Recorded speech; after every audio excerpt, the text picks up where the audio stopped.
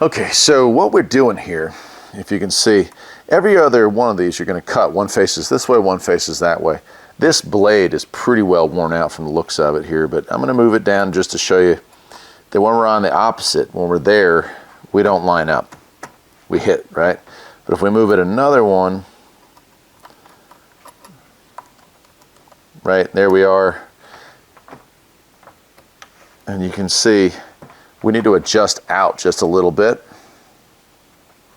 Pull back. And you just barely want to touch.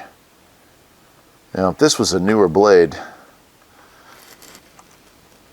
this would be a better cut, but this blade has kind of had enough. Once you've got that, you can go ahead and screw this down, and that is going to lock that in place so that when we cut, we're not cutting off too much, right? All right, so here it is. You can see when I come down here with this blade, I'm just catching the edge, just catching that edge, just like that.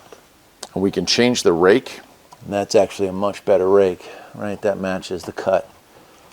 So I've got this part already adjusted so that each lock hits exactly where I want it to. Now I've got that locked down. And now we can go ahead and plug it in and we'll make a cut. And I'll go ahead and turn it on.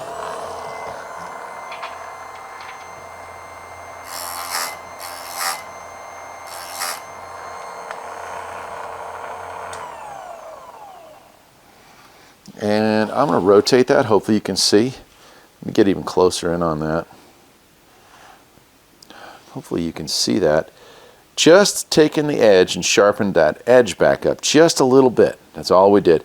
Now again, this blade is extremely worn. Probably needs to be chucked, honestly, looking at it now that I see it up close compared to a new blade. But still catching the edge, just a little bit of spark. We don't want to cut too much off because then you're just literally wasting chain, right? Okay, so that one's done. We want to go past this one because it's facing the opposite direction onto that one.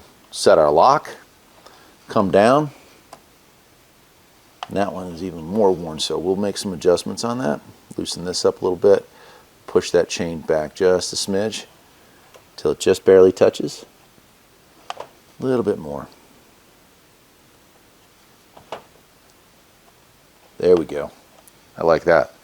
Okay, and then we turn it back on. Let me push out just a little bit. Turn this on here.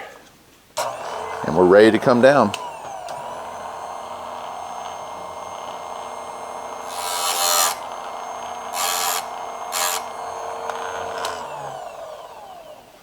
And again, if I rotate that around, hopefully you can see nice sharp edge. So that's the process. There's not a ton to it. I'll be honest with you. I thought the setup would be a little more difficult, but it is not at all. Every other one, and what I'm going to do now is take a marker and mark this so that I know which ones I've sharpened here. I've got these rev mark markers here. So the first one we sharpened was this one, right? So I'm just going to paint that. You can see there, so that way I know when I've reached all the way around. Once I'm done, we flip the chain around and we can do the other side. And you can see a nice sharp edge there. I'll leave a link to where you can get your own, and I'll see you next time.